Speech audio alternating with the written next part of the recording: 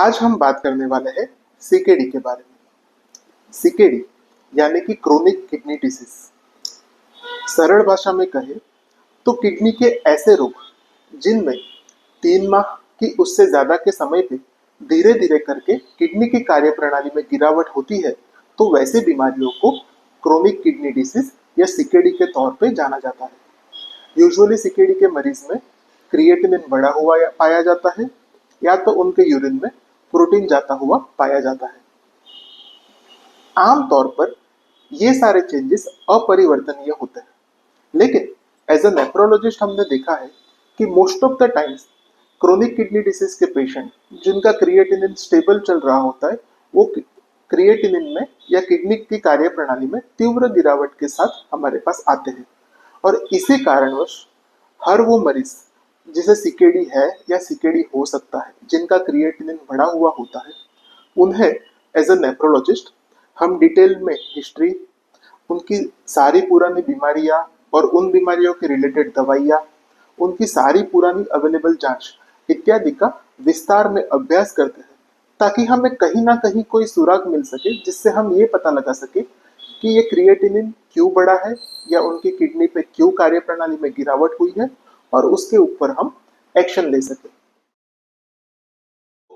EGFR के आधार पे हम ये क्रोनिक किडनी डिसीज को 5 स्टेज में डिवाइड करते हैं। जब आपका जीएफआर 90 से ज्यादा हो तब स्टेज 1, जब आपका जीएफआर 60 से 90 के बीच में हो तो स्टेज 2, जब आपका जीएफआर 30 से 60 के बीच में हो तब स्टेज 3, जब आपका जीएफआर 15 से 30 के बीच में हो तो स्टेज 4, और जब आपका जीएफआर 15 से भी कम है तब उसे स्टेज 5 सीकेडी के नाम से पहचाना जाता है। और ऐसे मरीज जिनका सीकेडी का स्टेज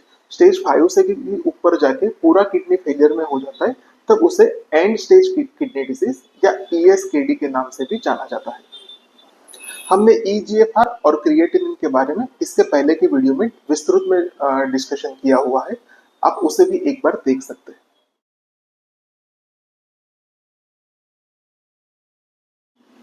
आइए अब बात करते हैं सीकेडी के लक्षणों के बारे में। सीकेडी या किडनी की बीमारी वाले मरीज स्पेसिफिक लक्षण जैसे कि पैर पे सूजन आना, मुंह पे सूजन आना, पेशाब की मात्रा में गिरावट होना, रात को बार बार पेशाब के लिए उठना, बीपी बहुत ही ज्यादा बढ़ जाना, या ऐसे ब्लड प्रेशर वाले मरीज जिनका पहले बीपी कम दवाइयों से कंट्रोल में था लेकिन अभी वही बीपी कंट्रोल करने के लिए ज्यादा दवाइयों की जरूरत पड़ना, या इनके अलावा पेशाब में खून जाना, पेशाब में प्रोटीन जाना इत्यादि लक्षण के साथ हमारे पास प्रस्तुत हो सकते हैं। एक बात जाननी जरूरी है कि हमने देखा है कि कई बार सीकेडी के स्टेज 4 या स्टेज 5 तक इन सारे लक्षणों में से कोई भी लक्षण पेशेंट को ना हो। कई बार हमने देखा है कि लेट स्टेज तक पेशेंट्स को, सीकेडी के मरीज को कोई लक्षण होते ही नहीं है, और बाद में काफी सामान्य लक्षण जैसे कि भूख नहीं लगना, सुबह सुबह मलती जैसा होना, उल्टियां होना, उबाकियां आना, खाना खाने की इच्छा न होना, थकान लगना, थोड़े से काम में सुस्ती महसूस करना या सांस फूलना, बहुत ज्यादा ठंड लगना, ये सब सिम्टम्स के साथ पेशेंट हमारे पास आते हैं। सीकेडी को, क्रोनिक किडनी डिसीज को एक साइलेंट किलर के तौर पे जाना जाता है। कई बार ऐसा होगा कि सीकेडी के बारे में कोई स्पेसिफिक लक्षण अंतिम स्टेज तक डेवलप होते ही नहीं, और इसीलिए ऐसे सारे मरीज जिनको सीकेडी होने का खतरा है, वैसे सभी मरीज को कोई लक्षण हो या ना हो, रेगुलर किडनी के बारे में चेकअप करवाना चाहिए, ताकि हम अर्ली स्टेज में किडनी की बीमारी को पकड़ सके, ऐसे कारण ढूंढ सके जिसकी वजह से ये सडनली बिगड़ने का खतरा हो, और उनके ऊपर एक्शन ले, आपको गाइड करे, ताकि हम ये बीमारी को बहुत ही तेजी से अंतिम चरण तक जाने से रोक सके। आइए अब बात करते हैं सीकेडी के कारणों के बारे में। ऐसे कौन से मरीज हैं जिनको सीकेडी होने का खतरा है?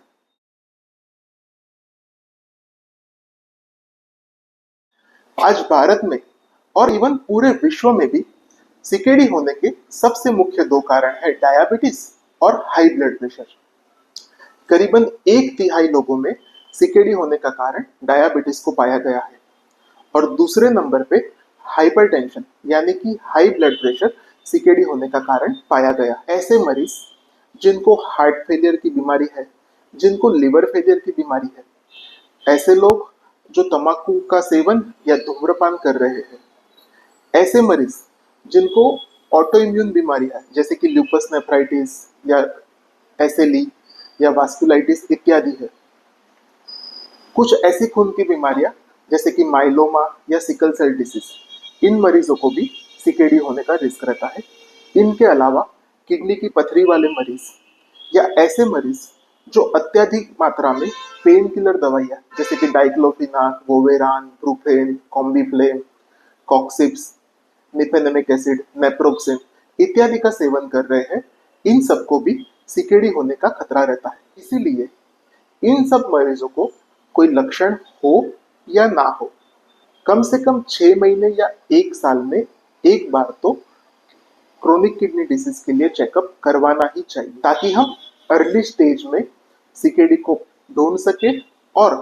उसका कारण ढूंढ के उसके ऊपर एक्शन ले सके, ताकि हम उसके स्टेजेस को आगे बढ़ने से रोक सके। चलिए अब बात करते हैं सीकेडी को हम डायग्नोस कैसे करें, उसका निदान कैसे करें। जैसे मैंने आपको बताया कि कई बार लक्षण तो होंगे नहीं, तो हमें पता कैसे चलेगा कि हमें क्रोनिक किडनी डिसीज या किडनी की कोई बीमारी हो सकती है।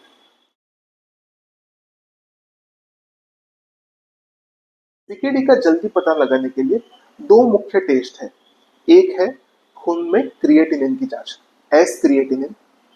जो हमें किडनी के ईजीएफआर के बारे में और किडनी के फंक्शन के बारे में, वो कितना कार्य कर रही है उसके बारे में निर्देश देते हैं। और दूसरा इंपॉर्टेंट टेस्ट है यूरिन की जांच, यानी कि पेशाब की जांच। पेशाब की जांच में मुख्यत्वे हम देखते हैं कि पेशाब में प्रोटीन जा रहा है कि नहीं, जिसके लिए हम यूरिन एसीआर या यूरिन पीसीआर करवाते हैं। और दूसरा हम देखते हैं कि क्या यूरिन के अंदर, क्या पेशाब के अंदर कोई रक्त कण या श्वेत कण की मात्रा जा रही है कि नहीं। ये दो ऐसे टेस्ट हैं जो अपनी आसपास की लेबोरेटरी में बहुत ही आसानी से उपलब्ध है, और इनकी मदद से आपको किडनी की बीमारी है कि नहीं उसका हम अंदाजा लगा सकते हैं। एक बार अगर इन रिपोर्ट्स में कुछ गड़बड़ पकड़ में आती है, तो उसके बाद आगे की डिटेल में टेस्ट किए जाते हैं।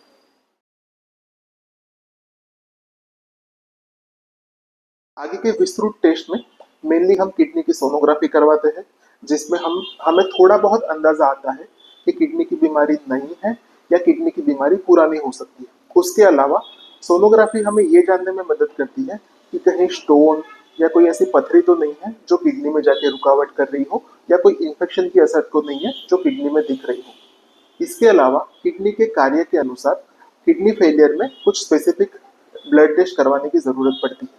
जैसे कि किडनी खून बनने में मदद करती है, इसलिए हम सीकेडी पेशेंट्स में हीमोग्लोबिन की, खून की मात्रा कितनी है वो चेक करते हैं। किडनी अपने शरीर में जरूरी क्षारों का योग्य लेवल मेंटेन रखने में, होम्योस्टेसिस में मदद करती है, इसलिए हम सीकेडी के मरीज में sodium, potassium, bicarbonate, calcium, phosphorus, इन सब क्षारों का चेकअप करके देखते हैं। इनके अलावा स्पेसिफिक अगर हमें हिस्ट्री में से या आपकी बाकी की सब जांच देख के ऐसा कुछ कारण लगता है जिसकी वजह से किडनी पे असर हो सकी हो, तो हम वो जानने के लिए बाकी के स्पेशल टेस्ट करने की मरीज को सलाह देते हैं। हर मरीज डिफरेंट है, इसीलिए मरीज का डिटेल चेकअप करने के बाद ही आगे कौन सी चेकअप करना चाहिए उसके बारे में डिसाइड किया जाता है।